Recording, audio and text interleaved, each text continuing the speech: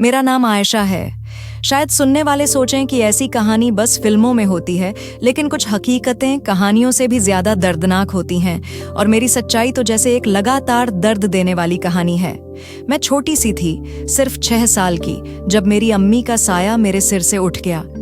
मुझे ज्यादा याद नहीं, लेकिन बस इतना याद है कि अब्बू ने मुझे सीने से लगाया था और इतना कहा था, तुम अब सिर्फ मेरी बेटी नहीं, मेरी अम्मी भी हो। उनकी बात मेरे दिल पर छप गई। मैं अपने अब्बू की आंखों का तारा थी। मेरी हर खुशी, हर हार जीत, हर एक ख्वाहिश एक बार में ही पूरी हो जाती।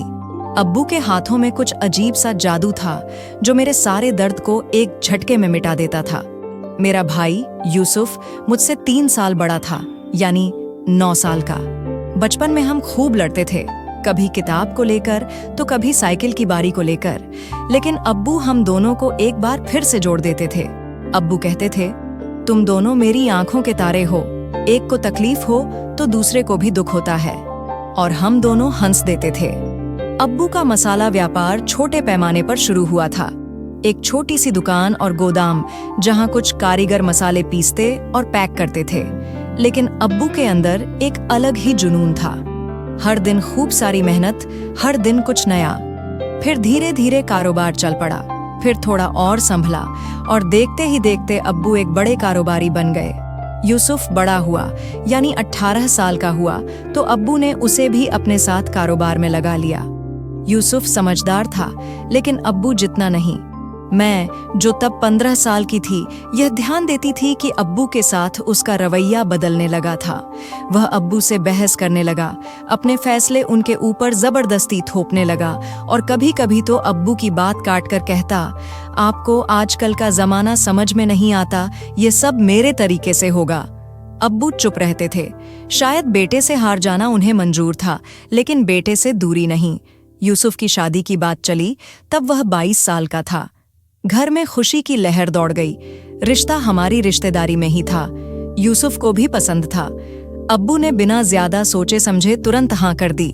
मैंने एक बार अब्बू को कुछ थका हुआ सा देखा। शायद वह जानते थे कि यह फैसला जज्बाती है, समझदारी से लिया नहीं गया। फिर यूसुफ की शादी 2018 में बहुत धूमधाम से हुई। उसकी बीवी जमीला बहुत सादा सी लड़की थी। मैं, जो तब 19 साल की थी, यही समझी। जमीला ने आते ही सबके दिल जीत लिए, खास तौर पर अब्बू का। वह अच्छा खाना बनाती, अब्बू की खिदमत करती, उनके साथ बैठकर बातें करती।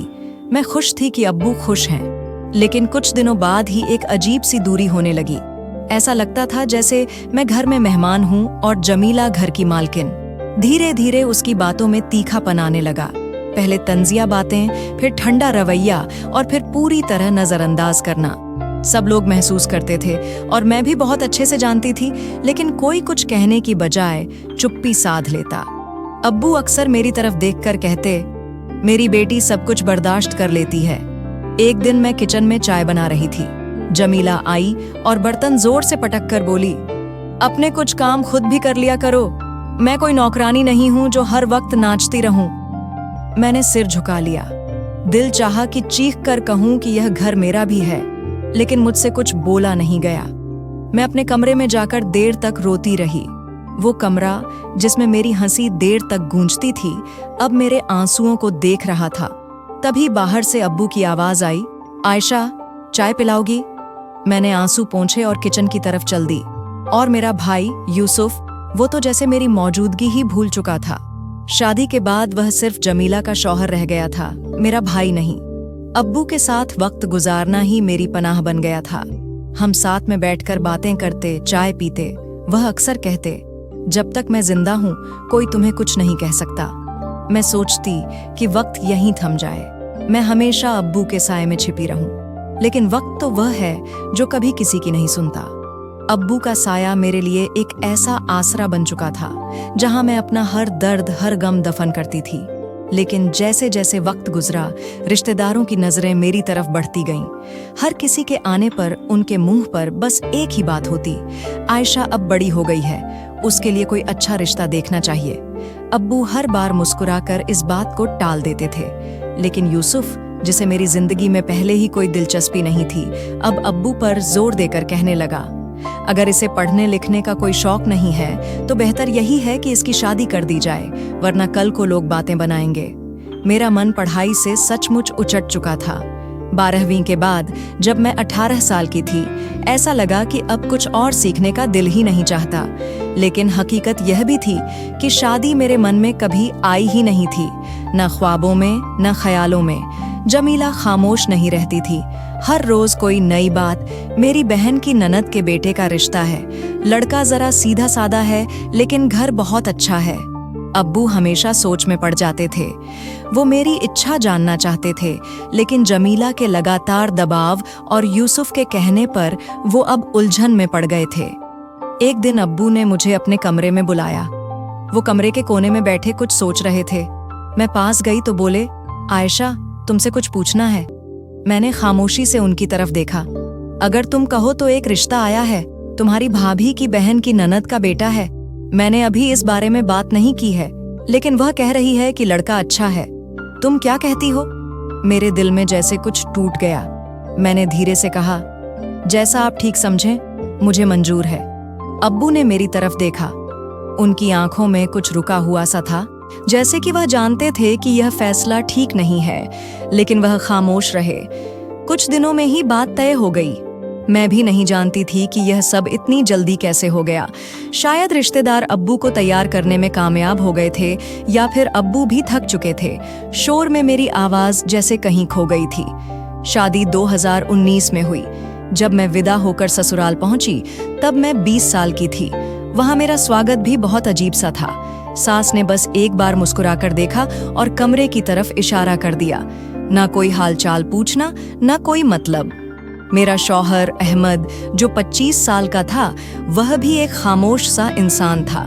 पहले मैंने सोचा कि शायद तबीयत ठीक नहीं होगी, लेकिन कुछ दिनों में अंदाजा हो गया कि वो ज्यादा बातचीत करना पसंद नहीं करता। कमरे में आता तो बस मोबाइल लेकर बैठ जाता। मैं जब भी कुछ कहती तो बस हम या अच्छा सुनने को मिलता। कुछ दिनों बाद यूसुफ का फोन आया। वह हंस रहा था। क्या हाल है? अब तो नई जिंदगी शुरू हो गई है। मैंने बस इतना कहा। हाँ, अल्लाह की मेहरबानी है। जमीला ने तुरंत फोन हाथ में लिया और बोली, देखा, मैं ना कहती थी, अहमद अच्छा लड़का है, वक्त के साथ दिल भी लग जाएगा। दिल लग जाएगा? मैंने अपने दिल में सोचा, जिस दिल पर इतना बोझ हो, वह कैसे किसी अजनबी के लिए धड़केगा? ससुराल में सब कुछ नाप तोल कर मिलता था, बात भी, वक्त भी, इज्जत भी। सुबह का नाश्ता बनाती तो तारीफ नहीं होती थी, लेकिन अगर जरा सा कुछ भी जल जाए तो सब लोग नाक मुंह चढ़ा लेते थे। शादी को 3 महीने हुए थे जब एक दिन शाम को दरवाजे पर दस्तक हुई। दरवाजा खोला तो सामने एक अजनबी औरत खड़ी थी। चेहरे पर ना गम ना गुस्सा, आंखों में घुसा हुआ दर्द। उसने बिना कोई सलाम दुआ के कहा, अहमद घर पर है?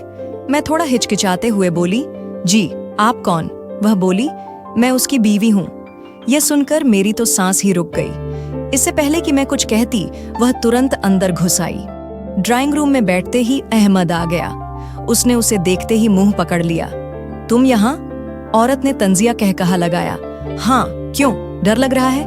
मेरी आंखों के सामने जैसे कोई तमाशा चल रहा था, जिसमें मैं कभी भी किरदार नहीं बनना चाहती थी। अहमद ने मुझे इशारे से कमरे में जाने को कहा, लेकिन अब तो बहुत देर हो चुकी थी। बाद में मुझे पता चला कि उसने 2 शादियां की थीं। एक को तो वह पहले ही तलाक दे चुका था, और दूसरी यह, जिसने दरवाजा खटखटाया था, अभी भी उसकी बीवी थी, बस अलग रह रही थी। यह सब तुमने मुझसे छुपाया क्यों? मैंने पूछा तो अहमद ने बड़े ही लापरवाह लहजे में कहा, क्योंकि मैं जरूरी नहीं समझता था। तुम्हें इससे क्या फर्क पड़ता है? मैं पत्थर हो गई। फर्क तो उसी दिन पड़ गया था जब तुमने शादी के वक्त हमसे यह बात छुपाई और खुद को कुंवारा बताया। कुछ दिन बाद ससुराल का माहौल और भी ज्यादा बदलने लगा। सास अक्सर मुझे हुक्म देने लगी थी, आयशा, ये बर्तन धो दो, बाहर भी झाड़ू लगाओ, और हाँ, मेरे लिए वक्त पर नाश्ता तैयार होना चाहिए। अहमद अक्सर घर देर से लौटता और जब भी आता तो सवाल करता, आज तुमने अपने अब्बू से बात की? मैं पूछती, किस बारे में? तो कहता, अपने अब्बू से कहो कि हमें कुछ पैसे भिजवा दें, क्योंकि मुझे कुछ काम शुरू करना है। पहली बार तो मैंने इनकार किया तो वह नाराज हो गया। अगले दिन घर में सख्त रवैया, ठंडा लहजा और तंजिया बातें। रात को आकर बोला, देखो, यह तुम्हारे अब्बू का ही वादा है, कल को तुम्हारे लिए ही यह काम आएगा। मैंने अब्बू को फोन किया। ज्यादा इधर उधर की बात किए बिना सीधे कहा, अब्बू, अहमद को कुछ पैसों की जरूरत है। अब्बू ने कहा, क्या तुम्हें सचमुच यह मंजूर है? मैंने कहा, हाँ अब्बू, शायद उन्हें पैसों की सख्त जरूरत है। कुछ दिनों में पैसे आ गए और अहमद खुश हो गया। 1 महीने तक सब कुछ ठीक चलता रहा। फिर एक दिन सास शाम को बोली, आयशा सुनो, तुम्हारे अब्बू को बोलो कि वो अहमद को एक मोटरसाइकिल लेकर दें, उसे आने जाने में परेशानी होती है। मैंने तुरंत जवाब दिया, अम्मा जी, अभी अब्बू ने कुछ दिन पहले ही तो पैसे भेजे थे। वह कहने लगी, तो कोई एहसान नहीं किया, बाप हैं वो तुम्हारे, बेटी के ससुराल में ध्यान देना उनकी जिम्मेदारी बनती है। अहमद रात को कहने लगा, तुम्हें दिक्कत क्या है? तुम अपने अब्बू से बात क्यों नहीं करती? तुम्हारी वजह से सारा काम रुका पड़ा है।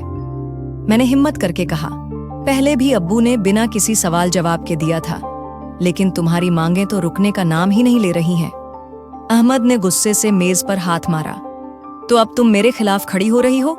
मैंने तुम्हें इज्जत दी, घर दिया, और तुम अब मुझ पर सवाल उठा रही हो। इज्जत जो मुझे कभी मिली ही नहीं, वो अपनी आवाज ऊंची करके मुझे खामोश करवा रहा था।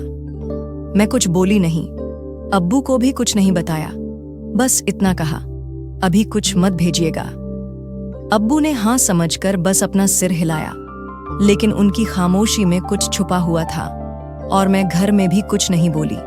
शायद मैं अपने अंदर के तूफान को छुपाने की कोशिश कर रही थी, क्योंकि मुझे शर्मिंदगी होती थी कि यह फैसला मैंने खुद ही किया था। सच्चाई तो यह थी कि मेरी जिंदगी की बुनियाद ही झूठ पर रखी गई थी और हर दिन वह बुनियाद और ज्यादा कमजोर होती जा रही थी। शादी को 6 महीने हो चुके थे। एक दिन मैंने सुना कि अहमद किसी से फोन पर कह रहा था, अब अगर यह भी बेकार निकली तो फिर इसके साथ वक्त बर्बाद करने का क्या फायदा।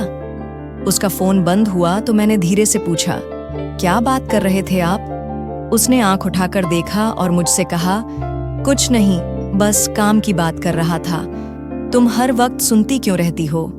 मैंने अपना रुख मोड़ लिया, लेकिन मन में उसकी बात गूंजती रही। अब हर छोटी बात में ताना शामिल होता था। अगर नाश्ते में जरा सी भी देर हो जाए तो सुनने को मिलता, बस अब यही और रह गया था, निकम्मी कहीं की, न बच्चा न चार, घर के काम होते हैं। सास की बातचीत में भी अब एक नया अंदाज आ गया था। अब तुम्हारे जैसा नसीब हो तो यही हाल हो। शादी को 1 साल होने वाला है, लेकिन अब तक कोई खुशखबरी नहीं मिली। मैं हर महीने उन नजरों का सामना करती जो मेरे शरीर को कसूरवार ठहराती थीं। डॉक्टर के पास जाने की बात पर सास ने बड़े ही कठोर लहजे में कहा, डॉक्टर के पास जाना कोई जरूरी नहीं, हम सब कुछ समझते हैं। मैंने खामोशी ओढ़ ली। मैं हर रोज खुद को तसल्ली देती, शायद एक दिन धीरे धीरे सब कुछ बदल जाएगा, लेकिन कल की उम्मीद कुछ और ही बनकर रह जाती थी। एक दिन अहमद घर लौटा तो बहुत गुस्से में था। जूते निकालकर फेंकते हुए बोला, आज फिर बिजली का बिल वक्त पर जमा नहीं हुआ, तुम घर में करती क्या रहती हो? मैंने धीरे से कहा, आप ही तो कहते हैं कि यह काम आपके हैं। वो लपक कर मेरी बांह को जोर से खींचते हुए बोला, जुबान जलाने लगी हो? मेरी कलाई पर निशान पड़ गया, लेकिन मैंने कुछ भी नहीं कहा। रात को कमरे में सन्नाटा छाया रहा। सोने से पहले वो बोला, अगर यही हाल रहा तो मैं तुम्हें तुम्हारे मायके वापस भेज दूंगा, बेकार औरत। एक दिन मोहल्ले की एक खाला आई हुई थी। चाय पेश की तो सास ने उनके सामने ही कहा, हमारी बहू तो बस पत्थर की मूरत है, ना हंसती है ना बोलती है, शायद कुछ कमी है जिसकी वजह से खामोश रहती है। मैंने महसूस किया कि मेरी खामोशी भी अब एक ताना बन चुकी थी। अगर बोलूं तो बदतमीज और चुप रहूं तो पत्थर की मूरत। सास कहने लगी कि तुम्हें किसी डॉक्टर से चेकअप करवाया जाए। वह चाहती थी कि अगर कुछ ठीक ना निकले तो अहमद फिर से शादी कर ले। मेरे दिल पर जैसे किसी ने छुरी रख दी हो, लेकिन आवाज नहीं निकली। सिर्फ इतना पूछा, और आप? उसने मोबाइल पर नजरें जमाए हुए कहा, अगर ऐसा ही रहा तो शायद मुझे शादी करनी ही पड़ेगी। मैंने आसमान की तरफ देखा, जैसे वहां कोई जवाब छुपा हो। सोने से पहले सास कमरे में आई और बोली, तुम्हारे अब्बू से कहा था कि सब कुछ देकर बेटी भेज रहे हो, लेकिन यहाँ तो सब कुछ खाली है। मैंने अपना रुख दूसरी तरफ कर लिया। वह बोली, याद रखना, अगर घर में बच्चा नहीं हुआ तो अपने मायके वापस जाओगी। कभी कभी सोचती थी कि काश बीमार हो जाती, तब शायद कोई हमदर्दी करता, लेकिन सेहतमंद होकर भी हर दिन बीमार सी लगती थी। मैंने एक बार अब्बू को फोन किया। वो बोले, तुम ठीक हो? मैंने कहा, हाँ। वो बोले, लेकिन आवाज सुनकर लग रहा है कि ठीक नहीं हो। मैंने जवाब दिया, बस मैं थक गई हूं अब्बू। उन्होंने धीरे से कहा, देखो बेटी, अगर सहना बहुत ज्यादा हो गया है तो बताना जरूर। लेकिन मैंने नहीं बताया। कई बार ऐसा हुआ कि रात को जब सब सो जाते, मैं छत पर जाकर आसमान देखती रहती, सोचती, क्या वाकई आसमान के नीचे सब ठीक हो जाएगा? आईने में खुद को देखा, आंखें सूजी हुई थीं, होठों पर खामोशी थी। नीचे से सांस की आवाज आई, नाश्ता बन गया या अभी रोने का शौक बाकी है? मैंने अपने चेहरे पर पानी के छींटे मारे, दुपट्टा ओढ़ा और नीचे उतर गई। दिल भले ही जल रहा था, लेकिन चूल्हा भी जलाना ही था। बर्तनों की आवाज के बीच दिल बार बार यही कह रहा था, अब अपने अब्बू के पास चली जाओ, बस अब और नहीं। उस शाम मैंने एक बैग में 2 जोड़ी कपड़े रखे। दिल वहीं रह गया था, लेकिन कदम मजबूत थे। अहमद दरवाजे पर ही मिल गया। बोला, कहाँ जा रही हो?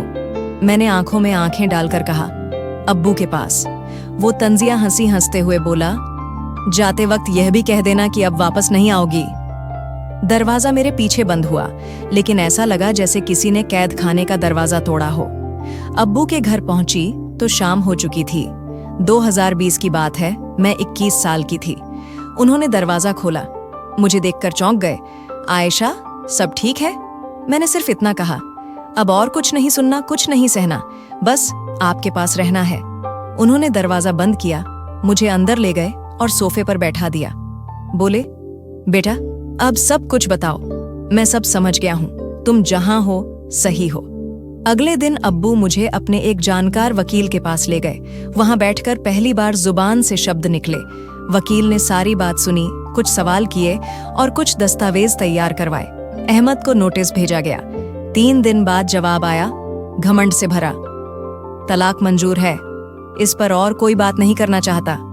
मैंने दस्तखत कर दिए और अदालत के खामोश कमरे में अपनी जिंदगी के सबसे बुरे पन्ने को बंद कर दिया। अब्बू के साथ रहकर कुछ सुकून तो मिला, लेकिन यूसुफ का व्यवहार अब पूरी तरह बदल चुका था। एक शाम वो कमरे में आया और बोला, आपने तलाक दिलवा दिया? अब्बू, अपनी बेटी के लिए माँ बाप बनने के चक्कर में उसे तलाकशुदा बना दिया। अब्बू ने कहा, मैंने उसे बर्बाद होने से बचाया है। तुम नहीं जानते तुम्हारी बहन ने कितना कुछ सहा है। यूसुफ मुंह मोड़कर चला गया और अगले दिन मुझसे बात करना भी बंद कर दिया। घर में अब मुझे नजरअंदाज किया जाने लगा। अगर बातों में मेरा नाम आता तो बस तंज के साथ। जमीला अब उल्टी सीधी बातें सुनाती रहती।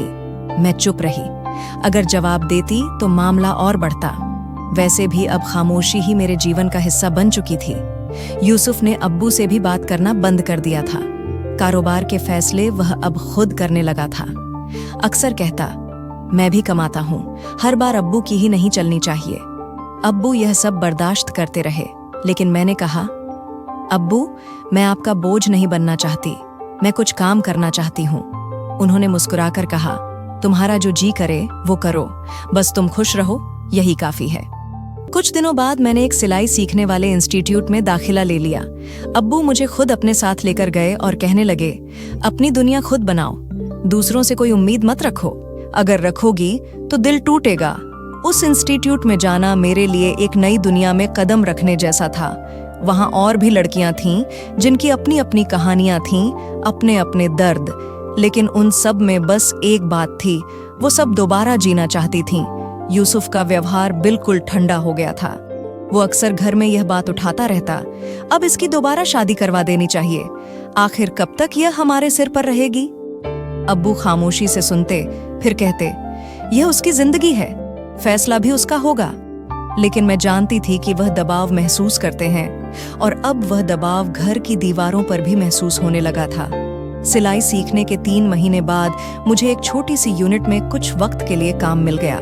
सैलरी मामूली थी, लेकिन मेरे लिए वह सैलरी मेरे हालात के लिए काफी थी। मास्टर साहब ने मेरी तारीफ की। वो मुस्कुराकर कहते, तुम तो हमेशा तारीफ के लायक थी, बस वक्त ने तुम्हें छुपा दिया था, मगर वक्त कुछ ज्यादा देर छुपाए रखना भी कहाँ जानता है। एक शाम वापसी पर मैंने देखा कि घर में सन्नाटा था। यूसुफ की आवाज नीचे कमरे से आ रही थी। जमीला भी साथ में ही थी। मैं भी जब वहां पहुंची तो जमीला की अम्मी रोती हुई आईं, आयशा बेटा तुम्हारे अब्बू, और उनकी यह बात अधूरी रह गई। मेरे पैरों तले जमीन खिसक गई। गोदाम में उन्हें दिल का दौरा पड़ा था। सिर्फ 15 मिनट और मेरा सब कुछ खत्म हो गया था। यह 2021 की बात थी। मैं 22 साल की थी। अंतिम संस्कार के बाद सब कुछ बदल गया। घर के दरवाजे वहीं थे, मगर अब अब्बू का साया हट चुका था। वो कुर्सी जहां अब्बू बैठा करते थे, उनका चश्मा जो मेज पर रखा रहता था, सब वैसा ही था, मगर वह नहीं थे। पहले दिन तो सब आए, अफसोस किया, रस्में हुईं, लेकिन दूसरे दिन ही यूसुफ की बातें बदलने लगीं। अब्बू का कारोबार मुझे ही संभालना होगा, आखिर मैं ही तो उनके साथ था। किसी ने भी नहीं कहा कि वह कारोबार अब्बू ने अपनी मेहनत से बनाया था। तुम सिर्फ उसमें शामिल थे। जमीला ने मुझे किचन से दूर कर दिया। अब्बू तो अब रहे नहीं, अब घर की बागडोर की दौड़ अलग ही होगी। मैंने अपनी प्लेट और कप एक छोटे से कप में रख लिए। अब मैं ऊपर वाले कमरे में रहती थी, अपना नाश्ता खुद बनाती, अपना खाना खुद लेकर खाती। एक दिन यूसुफ बैठक में कुछ कागजों में व्यस्त था। मैं चुपचाप उनके पास से गुजरी तो उसने आवाज दी, आयशा जरा रुकना। मैं रुकी। यह गोदाम की मिल्कियत के कागज हैं, अब्बू के दस्तखत हैं। तुम भी इसमें बराबर की मालकिन हो। तुम्हें अगर कोई चीज चाहिए तो साफ बात करो, बाद में कोई शिकायत नहीं। मैंने कहा, मैं तो यही समझी थी कि अब्बू ने सब कुछ हम दोनों के लिए बनाया है। वो बोला, हाँ, लेकिन चलाने वाला तो मैं था ना। अब मामलात में तुम्हारे दखल देने से मुझे उलझन होती है। इसके बाद मुझे किसी मीटिंग में शामिल नहीं किया गया। गोदाम की चाबियां बदल दी गईं। अकाउंट्स जो जॉइंट थे वह खत्म कर दिए गए। मेरे पूछने पर सिर्फ इतना कहा जाता, अब सब कुछ मेरे मुताबिक होगा। सिलाई की यूनिट में काम करने वाली एक बहन ने एक दिन कहा, दीदी आप तो बड़े घर की लगती हो, यहाँ क्यों हो? मैंने कहा, घर वो होता है जहाँ आपको मोहब्बत मिले, भरोसा मिले। वहाँ बस रहने की जगह है, कोई अधिकार नहीं। यूसुफ की जुबान से अब्बू का जिक्र कम होता जा रहा था, लेकिन जायदाद की बातें बढ़ने लगी थीं। एक दिन बैठक में आवाज सुनी, घर का बंटवारा भी सोचना होगा। आखिर बच्चे बड़े हो रहे हैं और जगह कम पड़ती जा रही है। वहां बैठे एक मेहमान ने पूछा, आयशा बहन का भी हिस्सा है? यूसुफ ने कहा, बेटियों का हिस्सा तो बस कागजों पर होता है, जमीनी तौर पर कुछ भी नहीं। मैं यह सब चुपचाप सुनती रही। अब मैं उस घर में मेहमान से भी कम हो गई थी। कपड़े धोना, झाड़ू लगाना, बर्तन साफ करना, लाइट का बिल तक खुद देना, ये सब नॉर्मल बन चुका था। एक दिन जमीला ने आकर कहा, ऊपर वाले कमरे में अब हमारा बेटा पढ़ने लगा है, तुम कहीं और जाकर अपना बंदोबस्त कर लो। मैंने यह सवाल किया, कहाँ जाऊं? वो बोली, बहुत सारे आश्रम खुले हुए हैं औरतों के लिए। तुम तो अब अकेले रहने की आदी हो चुकी हो, अब अपनी जिम्मेदारी खुद उठाने का मतलब समझो। उस रात मैं छत पर देर तक बैठी रही। आसमान में तारे थे, मगर कोई भी रोशनी मेरे लिए नहीं थी। सोचा, अब्बू होते तो यह सब नहीं होता। अगले दिन जब मैं जा रही थी तो यूसुफ सोफे पर बैठा मोबाइल देख रहा था। जमीला बच्चों को खाना खिला रही थी। किसी ने सिर उठाकर नहीं पूछा कि मैं कहाँ जा रही हूँ। मैं गई नहीं, मुझे धकेल दिया गया। वह दरवाजा बंद हुआ, पर एक फैसला खुल गया। अब जिंदगी सिर्फ सहने का नाम नहीं थी, अब मुझे खुद अपनी जगह बनानी थी, चाहे अपने दम पर या किसी अजनबी की मेहरबानी से। जिस दिन मैंने उस घर को छोड़ा, वहीं से मेरी जिंदगी का एक और रास्ता खुल चुका था। कुछ दिन मुझे अपने करीबियों के घरों में गुजारने पड़े। हर जगह बस इतना ही वक्त मिला जितना कि सवाल न उठे। फिर मैंने शहर के पुराने कब्रिस्तान के पास एक खाली जगह ढूंढी जो किसी जमाने में चौकीदार के लिए बनी थी। रात वहीं गुजर जाती और दिन में मैं किसी छोटे मस्जिद या किसी हवेली में काम करके कुछ रुपए कमा लेती। बस इतना ही काफी था जीने के लिए। इसी दौरान एक दिन एक जाना पहचाना चेहरा मिला, खाला सकीना। वही खाला सकीना जो कभी अब्बू से दवा लेने आई थीं। वे बाजार में मिलीं। मेरी हालत देखकर हैरानी से पूछने लगीं, बेटा घर वापस क्यों नहीं गई? मैंने उनकी तरफ देखा और धीरे से कहा, वहां अब मेरे लिए कोई जगह नहीं रही। खाला ने मेरे माथे पर हाथ रखा और बोली, काश तुम्हारे अब्बू होते तो यह दिन तुम्हें कभी देखना नहीं पड़ता। तुम्हें पता है, तुम्हारे भाई ने गोदाम बेच दिया है। मेरे कदम रुक गए। मैंने सवालिया नजरों से देखा। हाँ, 2 दिन पहले एक पार्टी आई थी, पूरा ऑफिस खाली करवा दिया गया। मैं तो हैरान रह गई। वह जगह जो तुम्हारे अब्बू के नाम पर थी। मैं खामोश हो गई। कुछ घंटे बाद एक पुराने वर्कर से बात हुई जो अभी भी यूनिट में काम कर रहा था। उसने बताया, हमें नया मालिक कल से संभालेगा, सब कुछ अब बदलने वाला है। गोदाम जिसके लिए अब्बू रातों को जागते थे अब किसी और का था। मैं शाम को सीधे पुराने ऑफिस के बाहर पहुंची। साइन बोर्ड भी बदल चुका था। जहां कभी मेरे अब्बू का नाम लिखा होता था वहां अब किसी दूसरी कंपनी का नाम जगमगा रहा था। एक जान पहचान वाले कर्मचारी ने बताया, तुम्हारे भाई साहब कह रहे थे कि सऊदी अरब में उन्होंने एक बड़ा सेटअप शुरू किया है, उसके लिए सब बेच दिया गया। उस रात मैं कब्रिस्तान के किनारे जा बैठी। वहां वही खामोशी पसरी थी जो मेरे दिल में थी।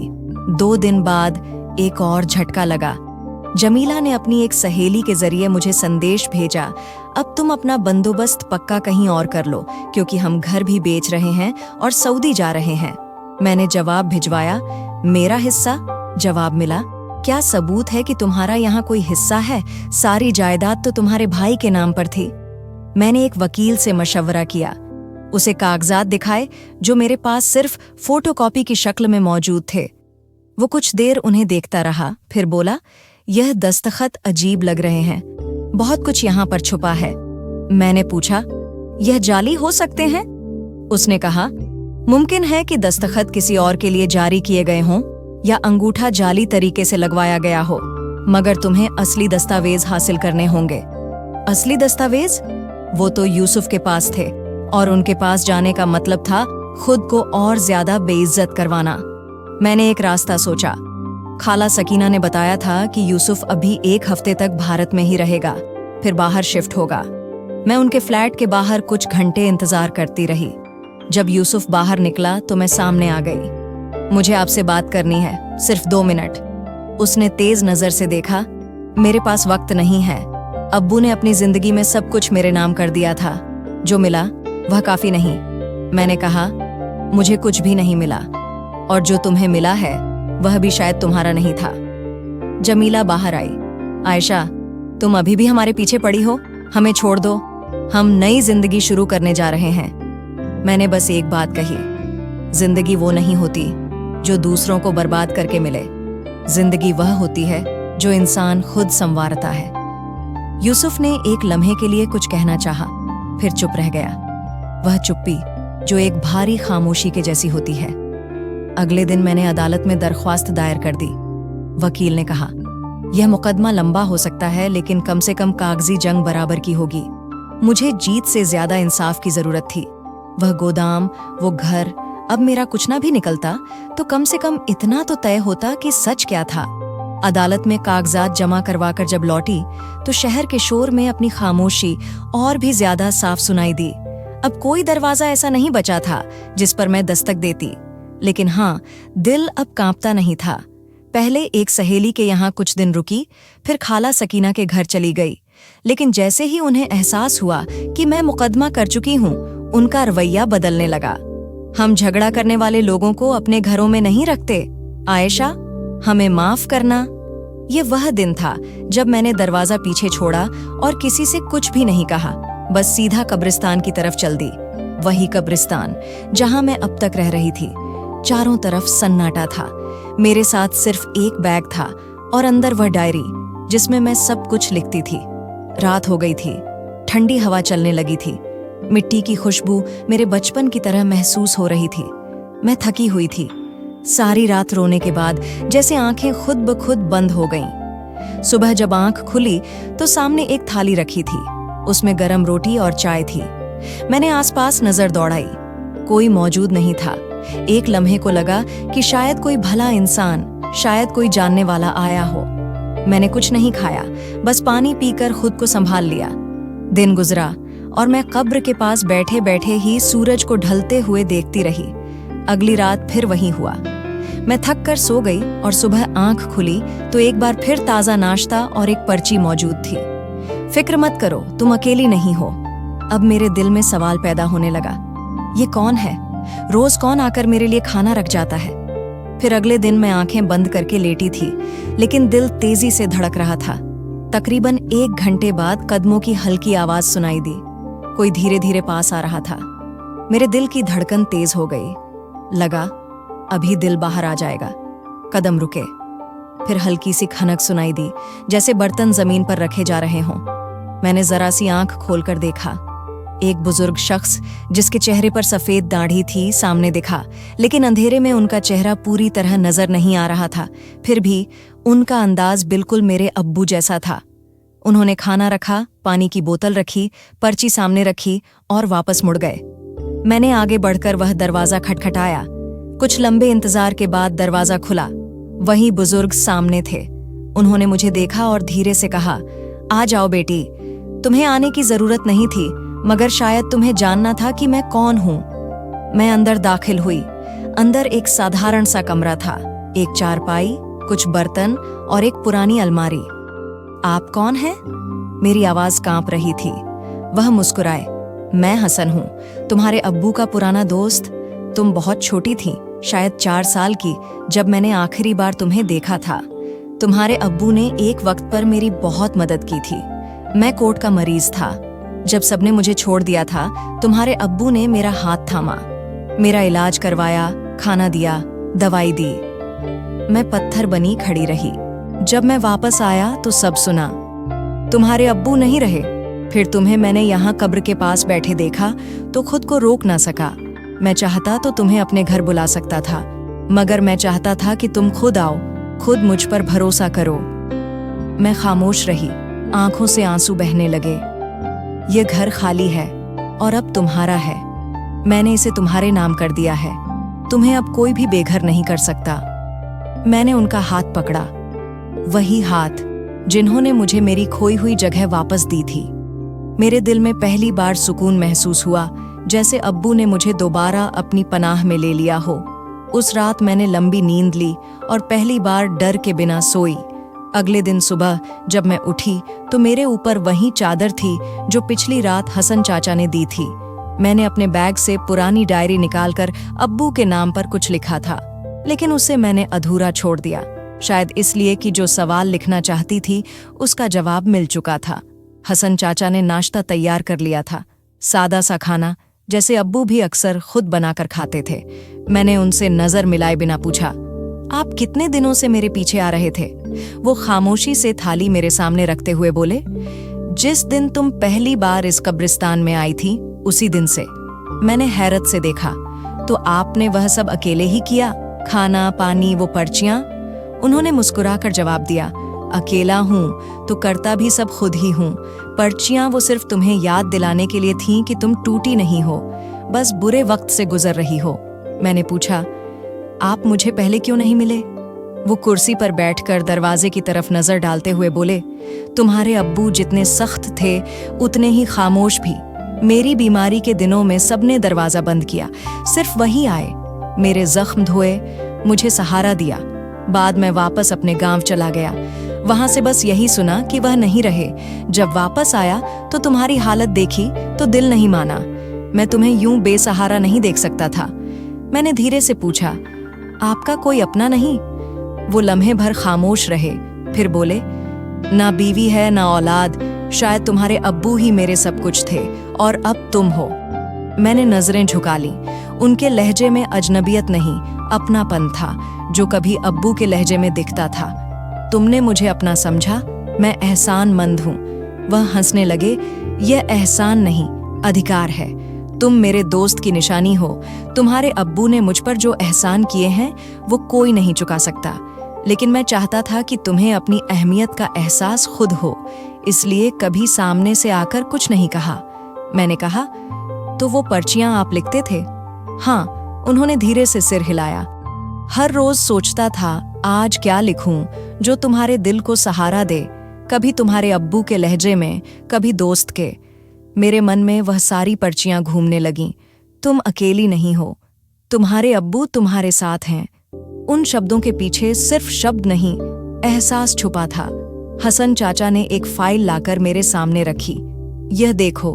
मैंने उसे खोला तो कानूनी दस्तावेज निकले।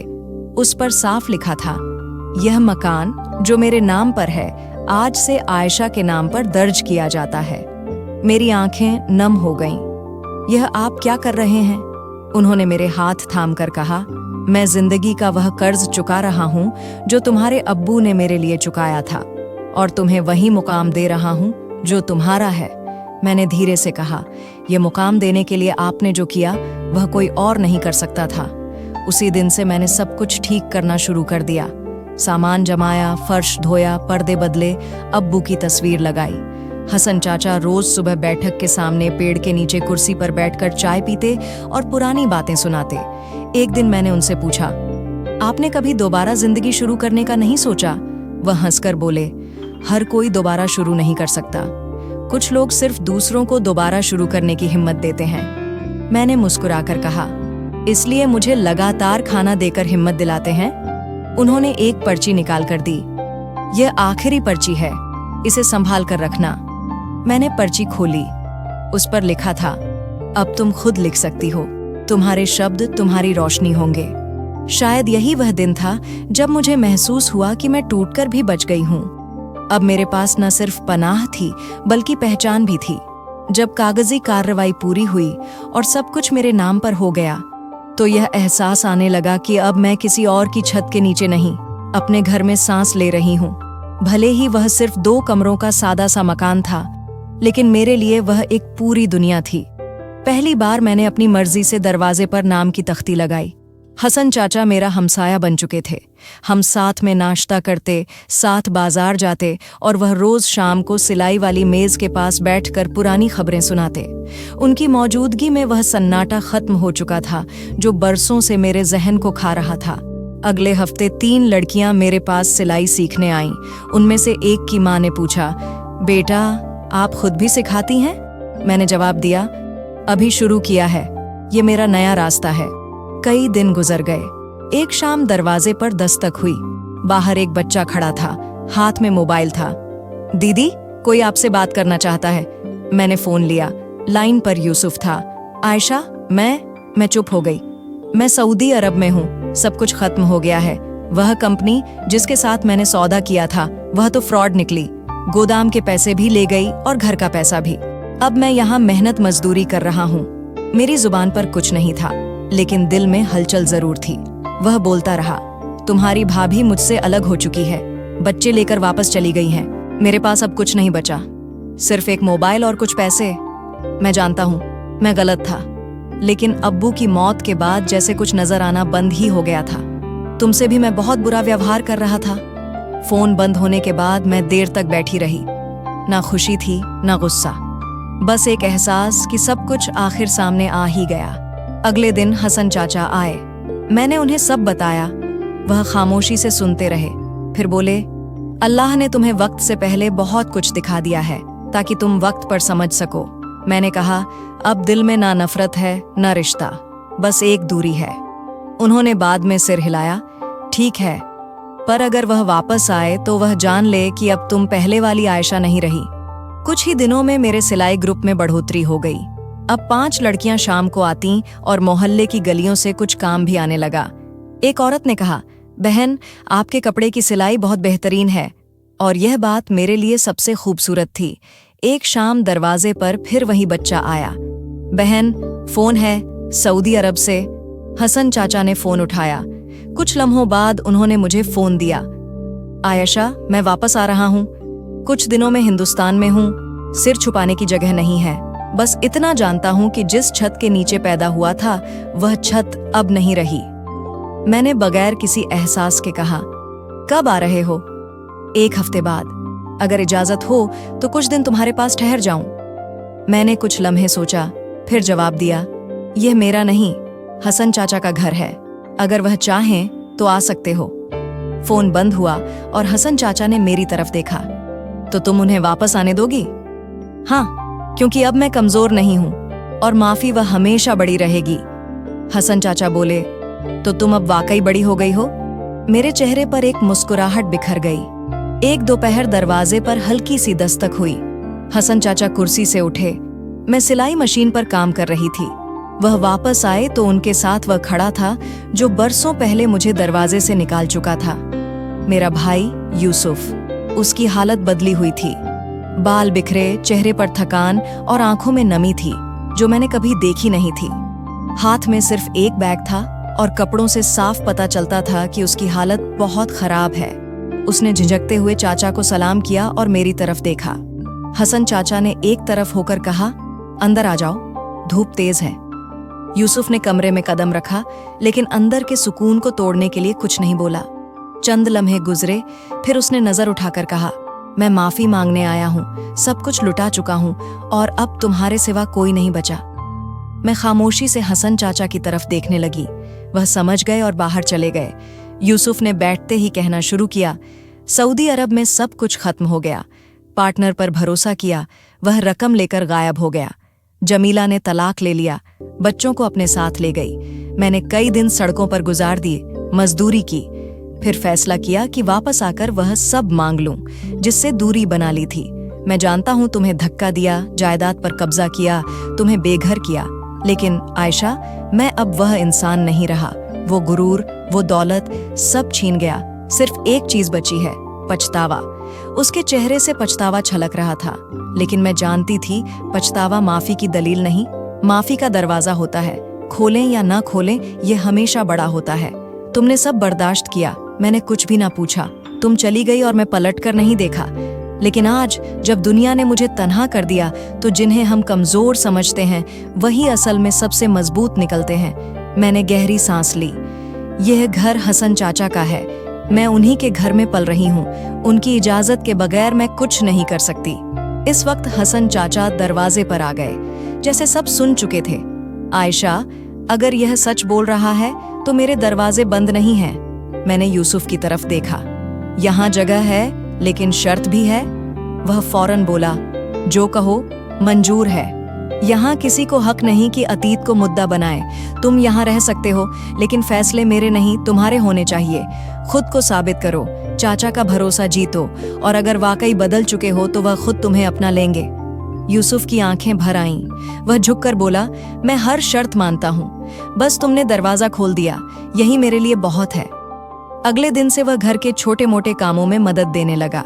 हसन चाचा ने उसे अपनी जरूरत के काम थमा दिए।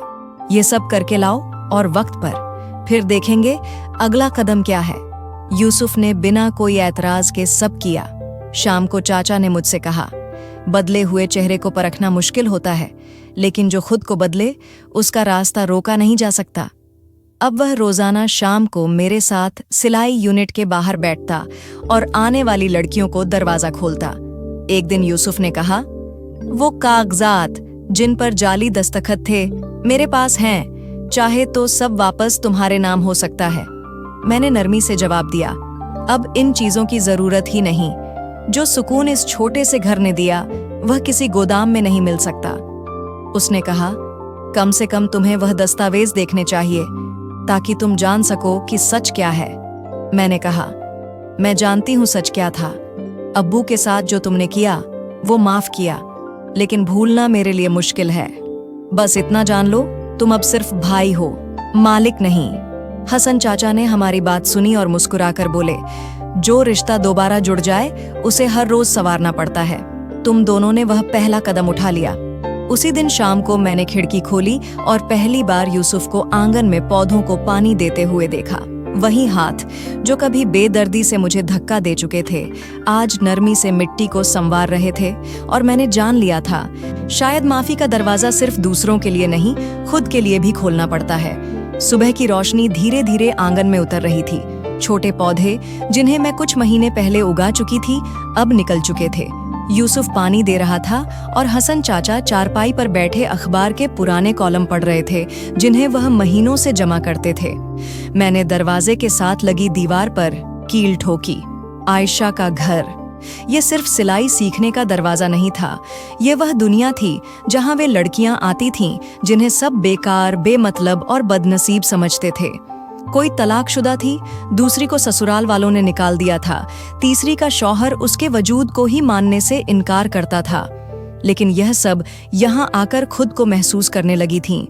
एक दिन मैं और यूसुफ छत पर बैठे थे कि तभी हसन चाचा एक लकड़ी का बॉक्स लेकर हमारे पास आए।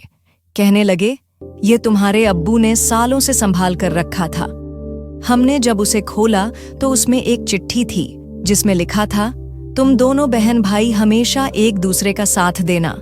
और मेरी बेटी आयशा, मुझे तुम पर पूरा भरोसा है कि तुम अपनी जिंदगी को कभी भी नीचे नहीं जाने दोगी। यह पढ़कर मेरे और यूसुफ दोनों की आंखों में आंसू आ गए। यूसुफ एक बार फिर से अपने की पर शर्मिंदा होने लगा। अब्बू की उस चिट्ठी को पढ़कर मेरे मन में ख्याल आया कि मेरे अब्बू ने अपनी मेहनत से वह गोदाम खड़ा किया था, लेकिन आज उस पर किसी और ने अधिकार कर लिया है। मैंने यूसुफ से इस बारे में बात की। वह फूट फूट कर रोने लगा कि उसने अपने गलत फैसलों की वजह से सब कुछ बर्बाद कर दिया। मैंने यूसुफ से कहा, अब्बू को हम दोनों पर भरोसा था। अगर तुम मेरा साथ दो तो हम फिर से एक बार नई शुरुआत कर सकते हैं। भले ही हमारे पास अब्बू जितना अनुभव नहीं है, लेकिन इतने सालों में हमने उनसे काफी कुछ सीखा है। और बस उसी को आगे बढ़ाते हुए हमने घर से ही एक छोटे से मसाला कारोबार की शुरुआत की, जैसे अब्बू ने की थी। धीरे धीरे कुछ साल बीतने लगे। 2023 तक मैं एक तरफ अपने छोटे से बिजनेस में दिन रात मेहनत कर रही थी, दूसरी तरफ सिलाई सेंटर पर भी ध्यान दे रही थी। अब वहां मैंने कुछ और हुनरमंद लड़कियों को सिखाने के लिए रख लिया था। कुछ सालों में हमारे पास इतना पैसा आ गया कि हमने एक छोटी सी वर्कशॉप की शुरुआत कर ली, लेकिन यह हमारी बहुत छोटी जीत थी। अभी तो बहुत बड़ा मुकाम हासिल करना था। इस गोदाम को उस मंजिल तक पहुंचाना था जहां हमारे अब्बू की मेहनत सबको दिखाई दे। एक दिन हसन चाचा ने हमें एक खबर पढ़कर सुनाई जो अखबार में छपी थी। वह मेरे शौहर अहमद के बारे में थी। उस पर उसकी बीवियों ने कोर्ट केस कर दिया था। वह एक बीवी रखने के बावजूद कई औरतों से बार बार शादी करके उनके साथ धोखाधड़ी कर रहा था, और इसीलिए उसकी बीवियों ने उस पर मुकदमा दर्ज कराया था। उसका यह काला चेहरा सबके सामने आ गया। अदालत ने न सिर्फ उसे सजा सुनाई, बल्कि यह भी फैसला दिया कि उसे उन दोनों औरतों को जुर्माना भी चुकाना पड़ेगा। जब मैंने जुर्माने की रकम पढ़ी तो मेरी आंखें बड़ी हो गईं। वह जुर्माना बहुत भारी था, इतना कि शायद वह पूरी तरह बर्बाद हो जाए। मुझे यह खबर पढ़कर कुछ सुकून मिला, क्योंकि ऐसे लोगों को ऐसी ही सजा मिलनी चाहिए। जैसे जैसे साल बीत रहे थे, हम भाई बहन दिन रात मेहनत करके तरक्की के रास्ते पर आगे बढ़ रहे थे। और फिर वह दिन आया जब एक बार फिर से हमने अब्बू के नाम पर और भी बड़े स्तर पर एक बड़ी सी गोदाम खोली। जब यह सब जमीला को पता चला तो उसने यूसुफ से माफी मांगी और दोबारा वापस लौटने की कोशिश की। लेकिन यूसुफ ने कहा, जो औरत सिर्फ अच्छे वक्त में साथ रहे, वो औरत बुरे वक्त में फिर से छोड़ सकती है। इसीलिए मैं तुम्हारे साथ नहीं रहना चाहता, लेकिन हाँ, मैं अपने बच्चों से दूर नहीं रह सकता। इसलिए जब तुम्हारा दिल करे, मेरे बच्चों को मेरे पास लाती रहना, और मैं अपने बच्चों की पूरी जिम्मेदारी उठाऊंगा। बस मेरे और तुम्हारे बीच अब शौहर बीवी का कोई रिश्ता नहीं रहेगा। हम सिर्फ अपने बच्चों के माँ बाप ही रहेंगे। आज यूसुफ अपने बच्चों के साथ एक खुशहाल जिंदगी जी रहा है, क्योंकि जमीला अब बच्चों को हमारे पास ही ज्यादा दिनों के लिए छोड़ जाती है। मैं भी अपने भतीजे भतीजियों के साथ बहुत खुश हूँ। यूसुफ ने 1-2 बार दोबारा शादी करने की बात कही, लेकिन मैंने साफ इनकार कर दिया, क्योंकि अब मैं इस जिंदगी में खुश हूँ। सबसे ज्यादा मुझे खुशी इस बात की है कि मेरे भाई को अपनी गलती का एहसास हुआ और उसे अपने अब्बू की कदर समझ में आ गई थी।